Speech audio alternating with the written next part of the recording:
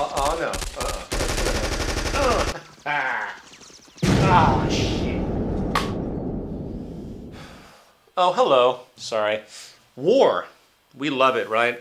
Blowing stuff up, watching people suffer and die. It's exciting. I mean, violence, domination, retribution, and other attributes of this competitive, warring fascination clearly dominates our media, with films, television, and other expressions constantly glorifying and reinforcing this gesture of conflict. In fact, it has been found that by the time an average kid reaches the age of 14 in the West, he or she has visually witnessed over 8,000 depicted acts of murder. So given all of this, it might make you wonder, does art imitate life, or does life imitate art?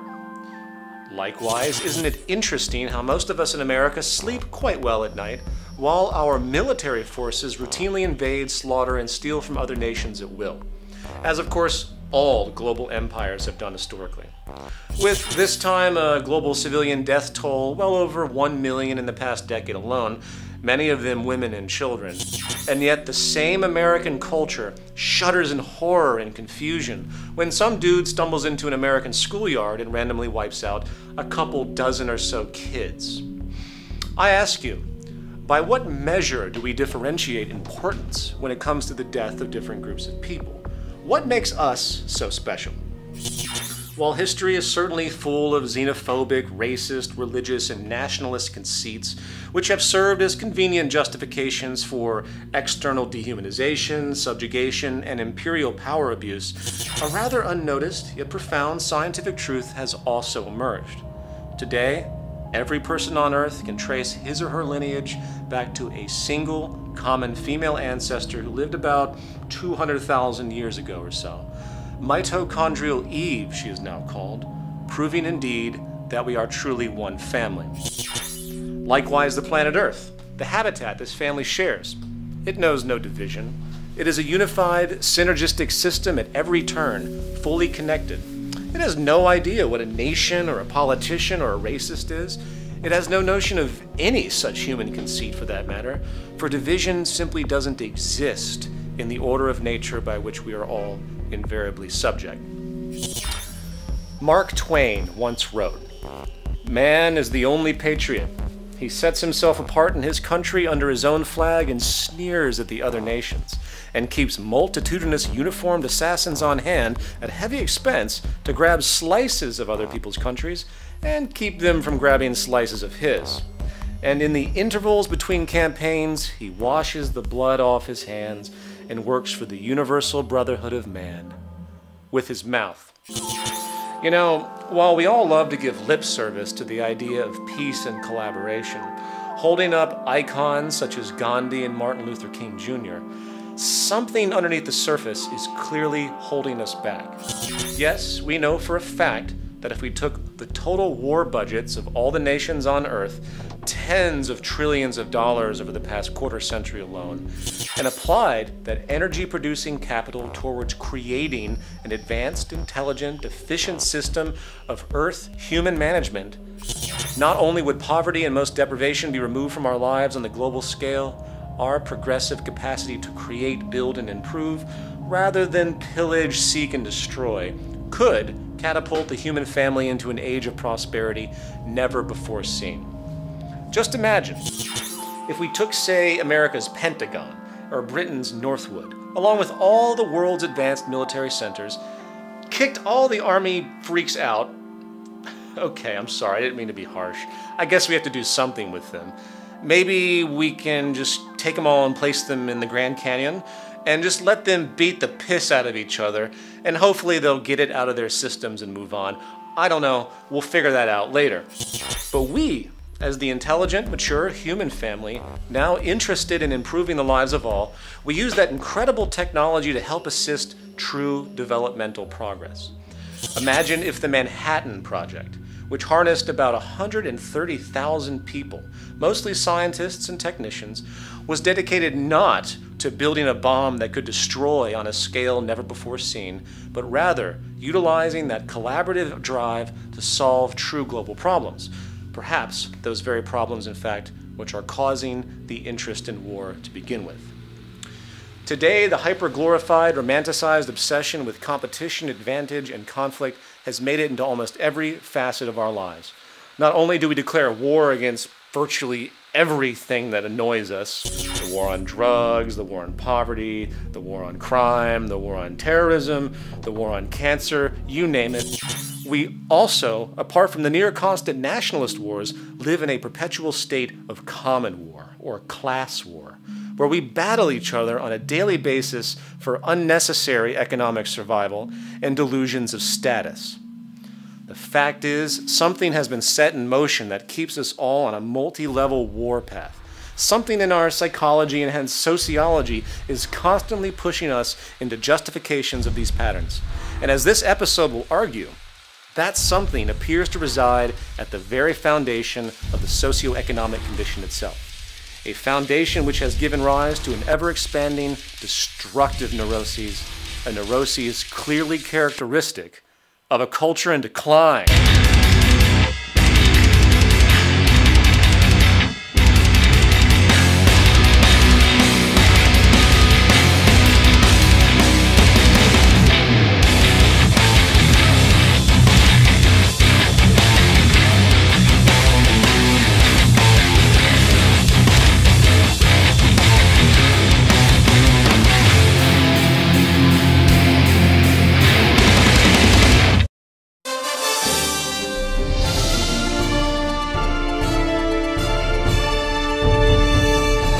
This just in, the President has finished an emergency session at the White House, where he announced that the security focus of his administration will be moving away from the global war on terror, instead focusing all available resources against something the administration has deemed a larger threat to U.S. and international security than anything recognized before: nature itself.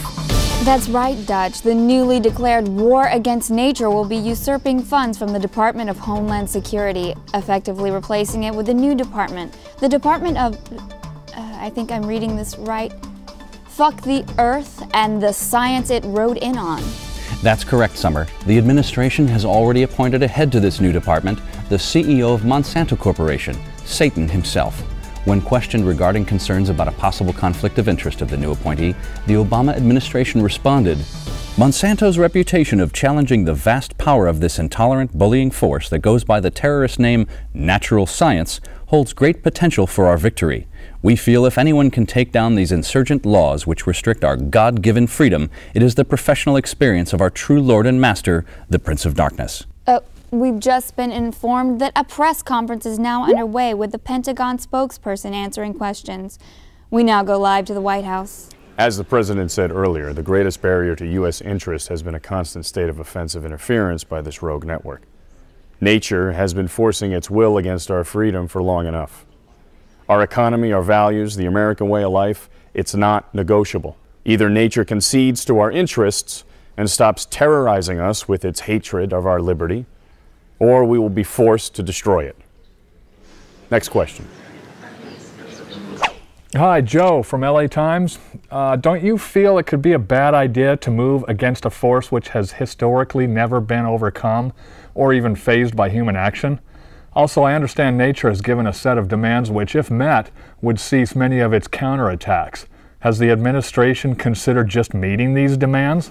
Listen, Joe, we don't negotiate with terrorists. And yeah, I've seen nature's demands, full of queer communist propaganda such as balance and sustainability. It even demands that we shut down our infinite growth consumption economy to make way for something where we are to be slaves to some oppressive natural regeneration respect. Listen, I didn't spend 35 years defending this country to have some metaphysical terrorist group with science on its side ruin what has made this nation great. No further questions. When we think of war, we usually think about gun-wielding soldiers, tanks, flamethrowers, fancy medal honors, and other theatrics. Yet, when we step outside the theater, digging deeper in our examination of the world around us, we find that war is actually a state of mind, a reaction, driven by some type of competitive condition. And if we had to classify the different levels of large-scale competition, we might end up with two broad categories: imperial war and class war. Imperial war, otherwise known as national war, is when an aggressor nation decides to invade some other nation, justified by some form of perceived threat.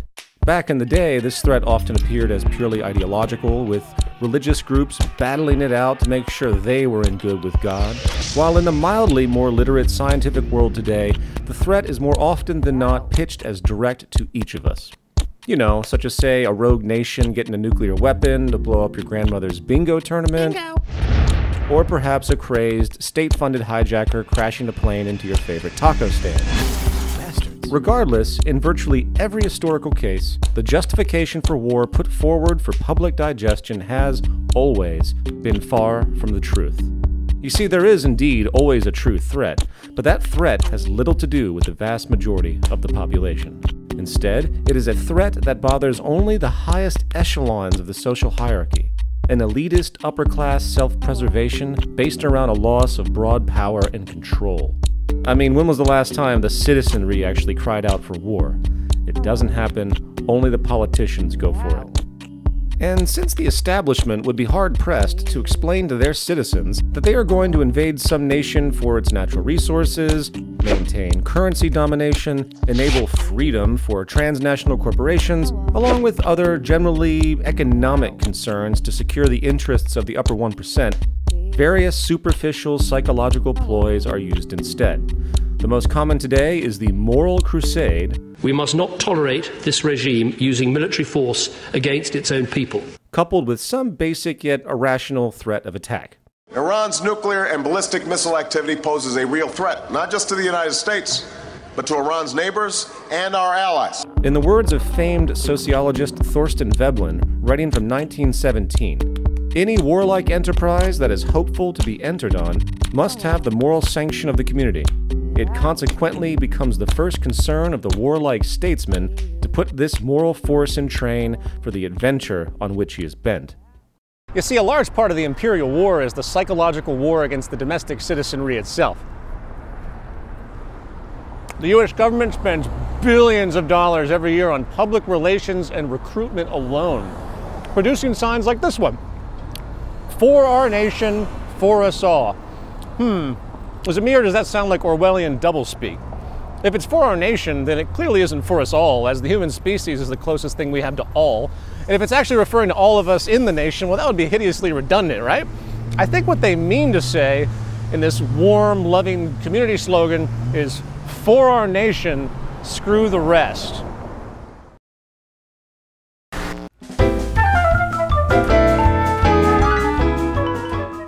Hello, welcome to the show! My name is Pepe, and today I've got something very special for you. A true international delicacy. War! To prepare for war is a very delicate matter. And the first thing we need to do is create some spicy tension to put fire in your belly. So, the first ingredient we need is a well-tempered provocation. Huh? Provocations are, of course, seasonal and subject to personal taste. So, may I suggest something along the lines? A marinade Gulf of Tonkin. A robust Pearl Harbor. And if you're feeling bored, a bustling 9/11. Then we let that cook for a bit and prepare our second ingredient over here. A special sauté to give life to our fiery dish. The mainstream media.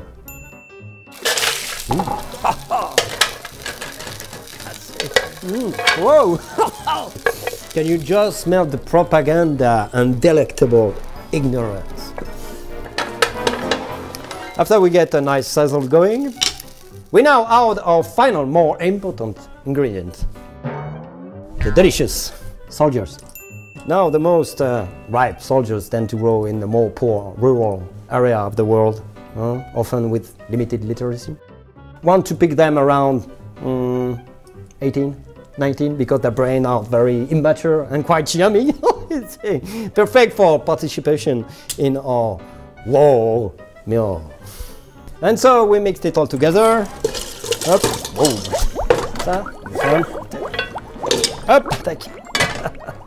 Perhaps add a few some preservatives like patriotism, not too much, jingoisms, and of course our very special secret sauce.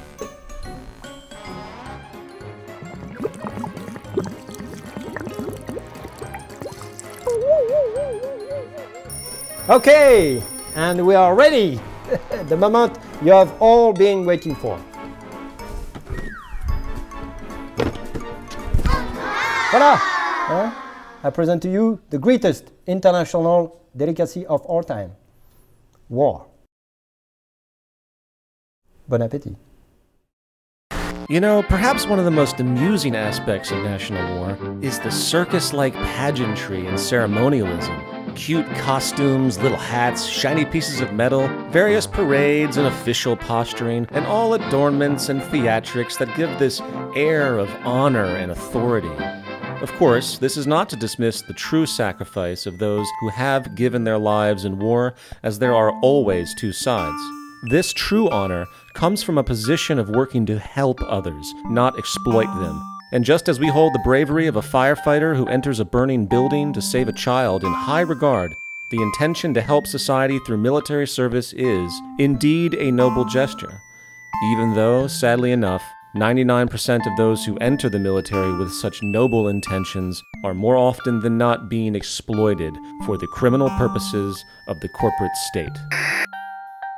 Still, you have to be impressed by this skill to give credence to an idea merely because of the nature of its presentation. In fact, whether it's academia, the news media, government itself, the military, or anything else in society, our culture tends to believe and respect people merely because of their presentation, confidence, and rhetoric, not the actual meaning or reasoning of the communication itself.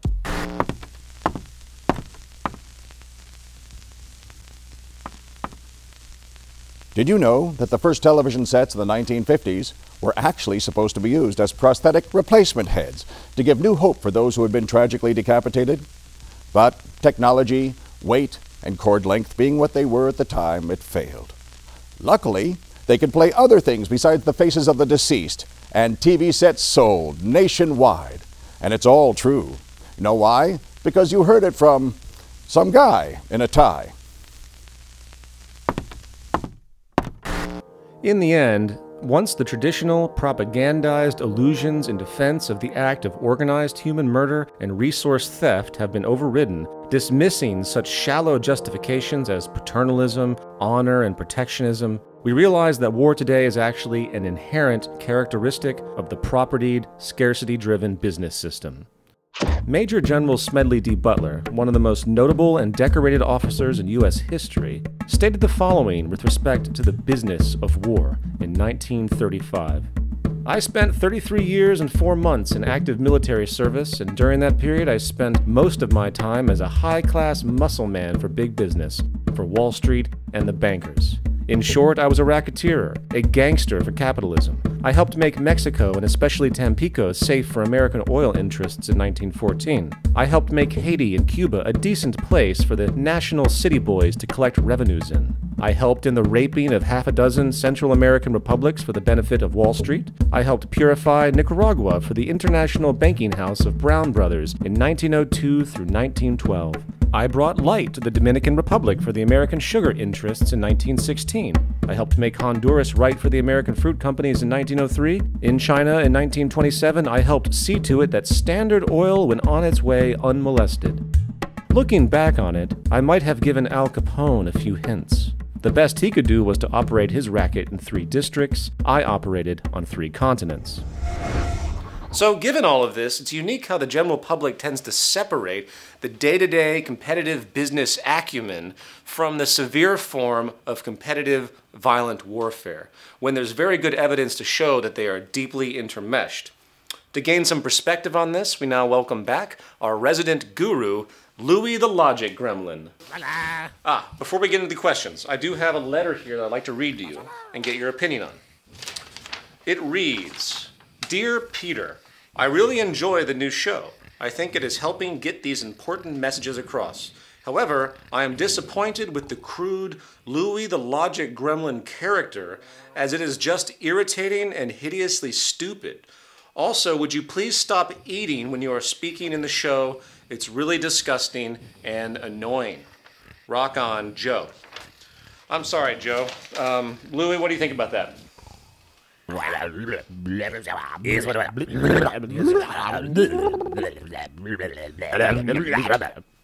Totes. Sorry, Joe. Shit stays. All right. So what's the skinny on war, man? Aren't we just crazy animals that have to be in endless conflict with each other due to our biology or something?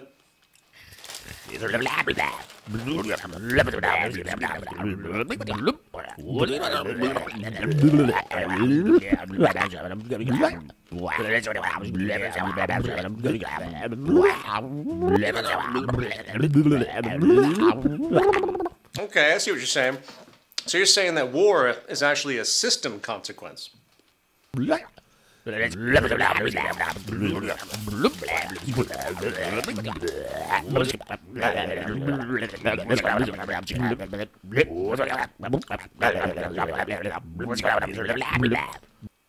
Interesting.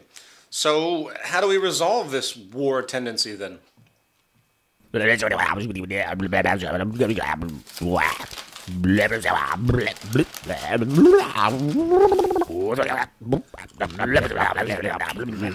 Gotcha. Well, thank you for your time, Louie. To gain some public consensus on the issue, we now turn live to our East Coast Culture and Decline correspondent, Big Scotty D, who's live in New York City to talk to people about what they think of war. Well, thank you, Peter. I'm here in New York City on a beautiful, cold day, and we're going to try to find some people to maybe talk to. Excuse me, ma'am. Would you like to? Excuse me, sir. Sir, would you like to talk about the war? What? Would you like to talk about the war, sir? Would you like to talk about the war today? The war? No. Surely, would you like to talk about the war? God bless. No, the war, please. The war. No. You won't like to talk about the war. No. I'm just sick of this, Peter. You're sending me on these assignments. It's freaking freezing out here. You know, it's like I'd rather be in a bar getting drunk, and then maybe I can do this. All right? I think there's a bar up here. Let me just grab my shit. You know, I'm just sick of this stuff.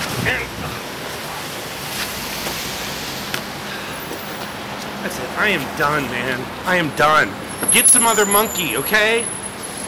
There's trash, there's shit all over the place. But what does Peter want to know about? He wants to know about the war. Well, I'm sick of it, man. I gotta calm down. I just need a drink. Any of you Occupy Wall Street types? Oh, it's not about money, except when you can't eat. And it's not about foreclosures, except when you got nowhere to sleep. It's not about elections, except when they can be bought. And it's not about the wars, except when they're fought. It's not about environment, except when we're running out of time. And it's not about my choices, except when they're not mine. It's not the lack of justice, except when you can't fight back. And it's not about the police, unless you're black. Fuck this shit. Fuck this shit. Come on, you wanna say it? Fuck this shit. Everybody, fuck this shit. Don't worry, none of these people are gonna be at work tomorrow. Fuck this shit. We're so totally ruled by the 1%, which is basically all the corporations wanting to sell us shit and influence us and influence our culture so that we can't even think for ourselves, and our sense of self is altered, and even like our sense of health. Like, I don't even fucking smoke. I don't know where this come from. Jesus. Peter Joseph has asked us to stand out here in the freezing cold and talk about the difference of classes here. But, you know, who's sitting in, like, his LA loft, like, relaxing with, like, his big, you know, flat screen TV?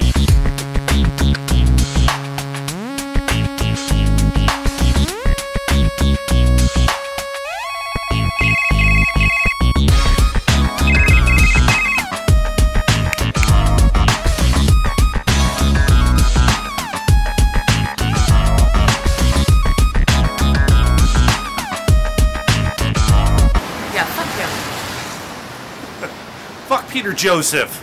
The only thing that we don't have is like a war on something is war on war. And I think that's because like us peace activists, we don't want to fight. So we're going to end up losing due to irony. Final thoughts. How do we think about resolution to something as detrimental as national war when, on the micro level, we in society actually praise, reward, and reinforce the same basic underlying competitive drive? Generally, when faced with such a question, people tend to play the morality card, as though a matter of degree is what's relevant, not the philosophical basis itself. And usually this vague distinction is gestured to the effect that competition is good, but we should never go too far and be violent in any way. So then, of course, the question becomes, what constitutes violence? What if, instead of physically attacking you directly, I put you into a subtle yet deeply toxic condition where your life was shortened by decades via heart disease, cancer, mental illness, and other such consequences? Would that be considered violent? And what if such intentions were not even directly malicious, such as a lower class, desperate single mother forced to work 3 jobs to keep up, who fails one night to provide proper supervision for her child, resulting in the death of her child? I ask you, what is the true origin of the resulting death? And does that qualify as violent? To paraphrase Mahatma Gandhi, poverty is the worst form of violence. You see, the real war going on is not as obvious as many think. The real war exists in the very structure of our society itself. Something public health officials have now termed structural violence. A war, in fact, against public health and balance itself, constantly producing casualty after casualty in its hidden oppression, and this form of violence today kills more people than every type of direct behavioral violence put together. Its origin? A social system literally built upon competition and exploitation itself. So, for all you noble activists out there, for all of you who pile into protest zones each time a new national war emerges and yell at the top of your lungs, keep in mind that you are only targeting a symptom of a larger sociological problem, and until the activist community realizes this, I'm sorry to say, your protests have no long-term consequence, as they do not address the root problem. But, on the bright side, it's still great entertainment, right? So let's keep watching this bizarre human experiment. Certainly the greatest yet worst reality show of all time for sure. I'm Peter Joseph, and yes, I, like you, am an agent and victim of a culture in decline. Where's the credit scene? What? What do you mean Bob didn't get hurt? I'm sorry, Bob. It's the format of the show.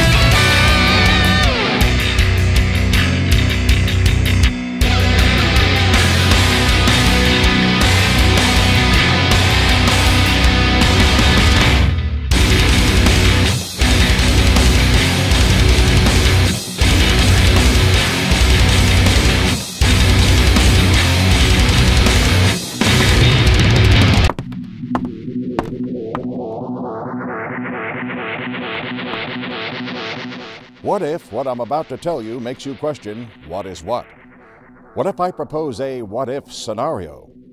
What if I were to take up precious time in your busy life, just spinning you in a soul-dulling spiral with meaningless double talk?